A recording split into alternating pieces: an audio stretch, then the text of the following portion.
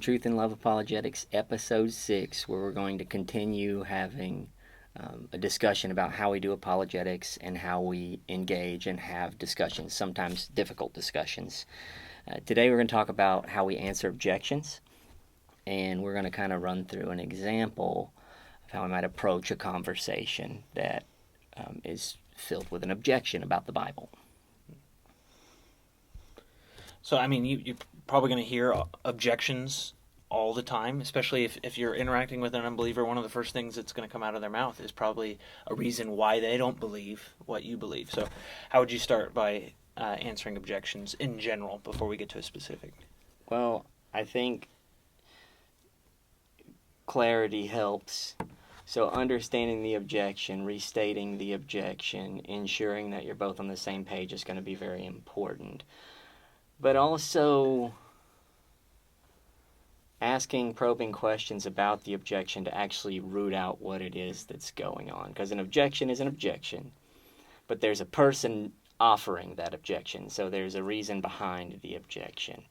So questions, if somebody may say something like, how could you believe in God when there's so much evil in the world? And a simple question for that person could be, well, I agree that there is a lot of evil in the world. What is making that weigh so heavy on your mind? And it could be something along the lines of a personal tragedy that's just recently occurred.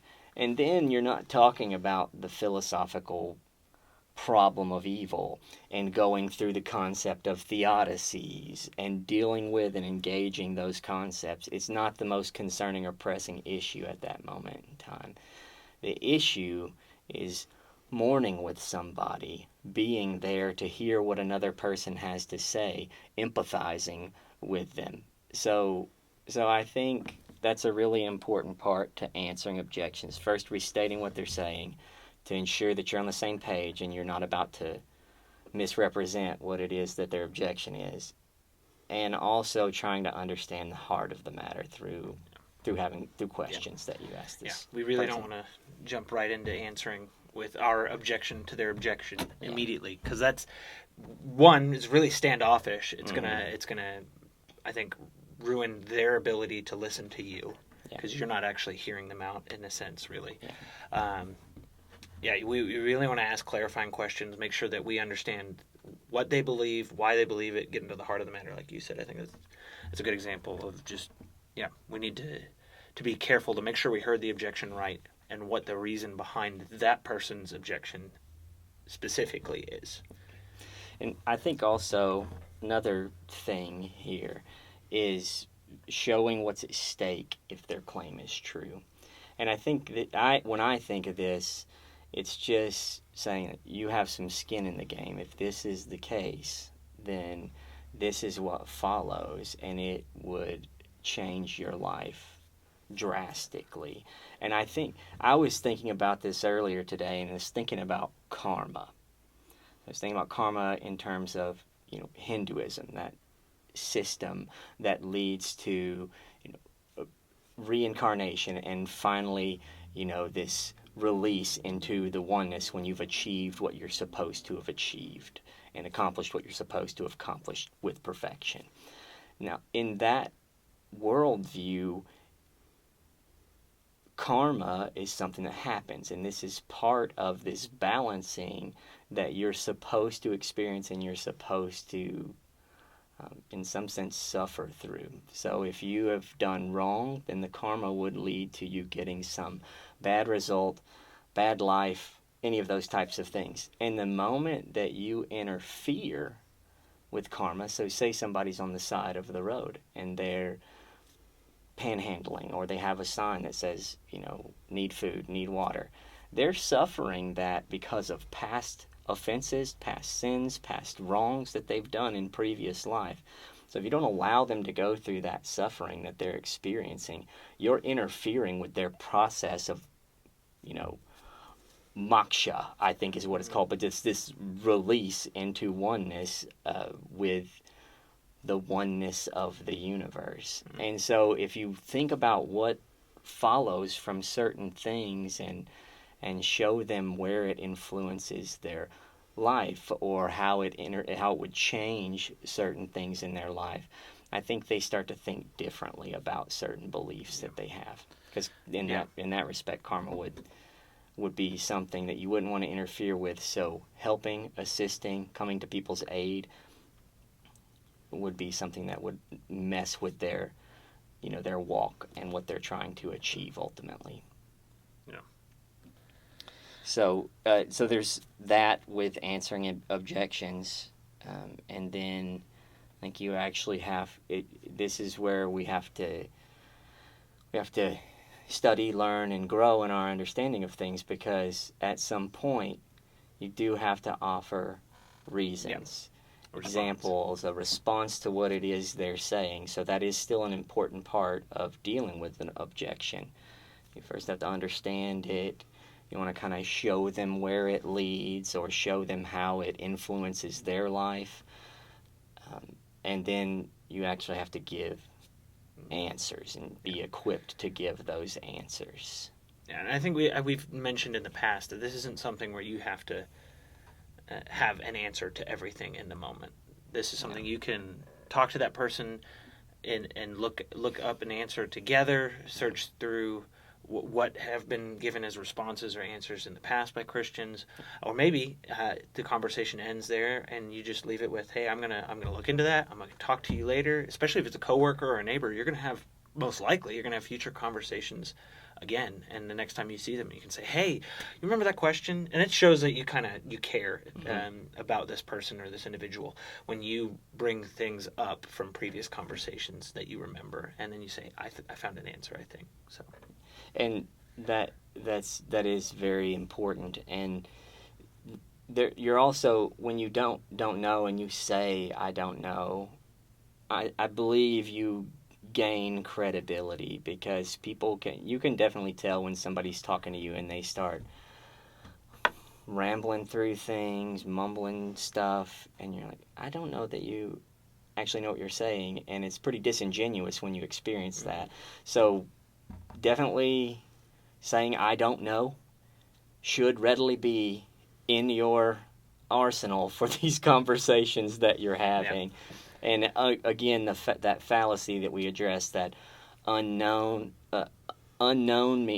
equals unknowable, that is... It's not true. It's not true, and nobody should be genuinely affected by that. They should readily say when they don't know. We're supposed to be honest in these conversations.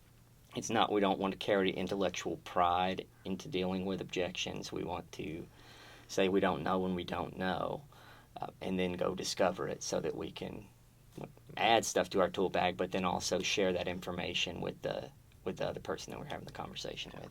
I think the example you gave about Hinduism was really good. What about when an objection becomes just outright hostility? What do you think is the best approach to handle that kind of situation? Yeah, I think there's quite a few things that we can do. One, the hostile person may speak louder, faster. I think it's important for us in our response to slow our speech down, to try to reduce the tempo of the conversation, but also calling things out and calling things as they are is also helpful in a conversation. So if somebody is attacking you, if somebody is saying, you're an idiot because you believe in Jesus, saying that's not giving me evidence or understanding about why you're claiming I'm an idiot. That's just an attack at me. This is an ad hominem fallacy that our conversation is not going to progress forward with any type of sensibility or reason if all you're going to do is attack me as a person.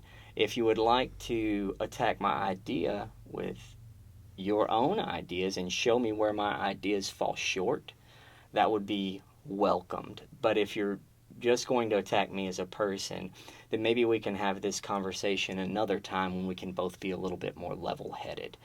So, so really, just I mean, for me, and when I think about it, I think about calling it what it is, so that people can understand what it is.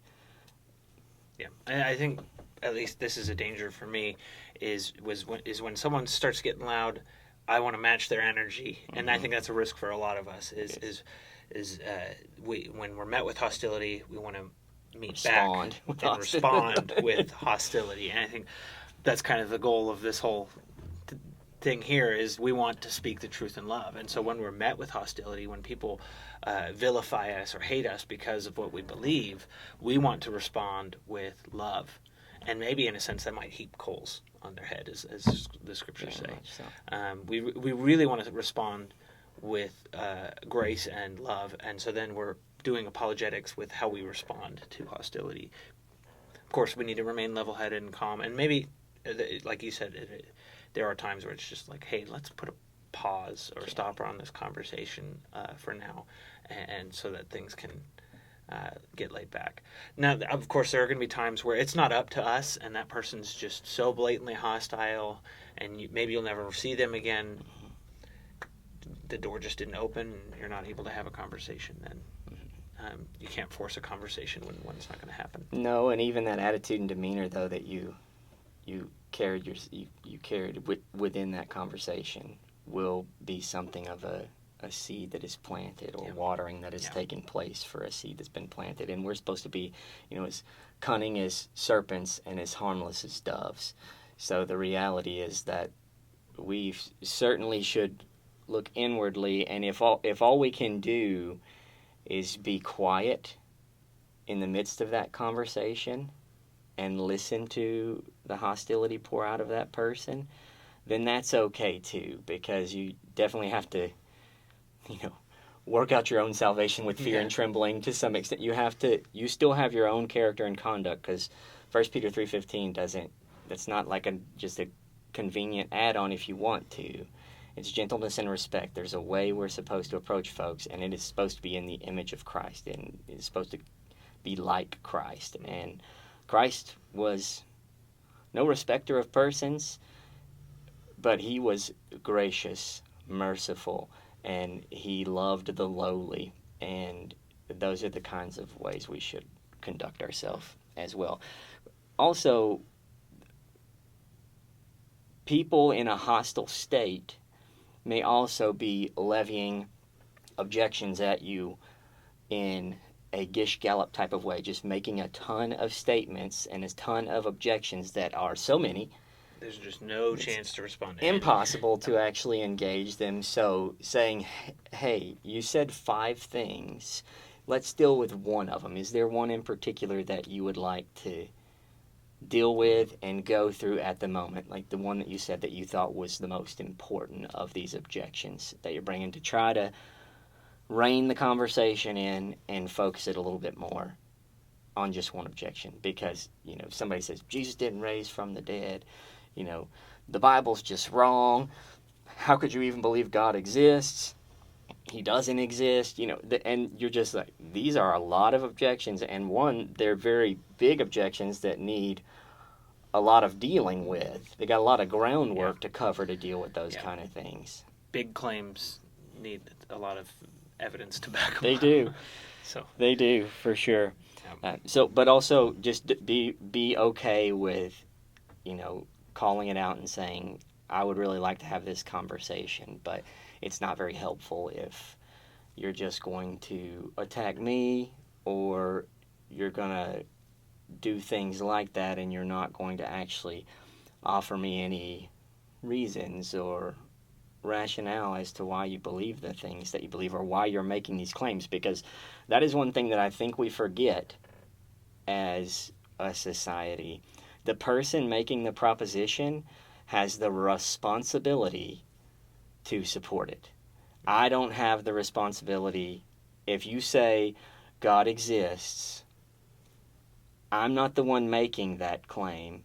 You're the one that's responsible to to support that claim with the reasons and the evidence. So the burden of proof is on the claim maker, is what I'm trying to say, or the claim stater, whoever that was. And so we don't need to forget that either. So asking people to support what they're saying, especially in a hostile state, would be helpful and might tone the conversation down and cause them to start thinking a little bit more in the midst of the conversation. That being said, that even though there are times where there's people who are hostile, does not mean that you should be, if those who are listening, should be afraid to have these conversations, because that's not everybody. I don't even think that's the majority. No. I think most of the time, as long as you're respectful and gracious and kind and willing to listen, they're going to be willing to listen and to respond in the same manner. It's just those people who have most likely some kind of hurt or experience in their life where regarding religion or Christianity, that because they've been hurt, they want to lash back out and hurt others. And so those are the kind of people that will lash out with hostility. And that doesn't mean that everyone's going to do that, or the majority. It's just when that does happen, we need to be prepared to respond with kindness and graciousness and gentleness and respect. And I think some of those previous things that we've talked about, like asking questions, asking clarifying questions, ensuring that, you restate what the person says, trying to understand their heart behind it. These things all lead to a much more civil conversation, and this was groundwork that you've done in the first bit, in the first place, and it just leads to a better conversation. And again, people like telling you things that they think or believe, so asking questions, it builds in a sense of concern for that person, and then it builds this reciprocation. They want to return the favor, so it helps civilize the conversation for sure. So let's go through an example of how we might have a conversation when somebody makes an objection. And we'll say this objection is, the Bible has been changed. And that's the objection, but obviously kind of what we were talking about with, the listening and understanding. Now we want to have some questions asked about this, because the Bible's been changed.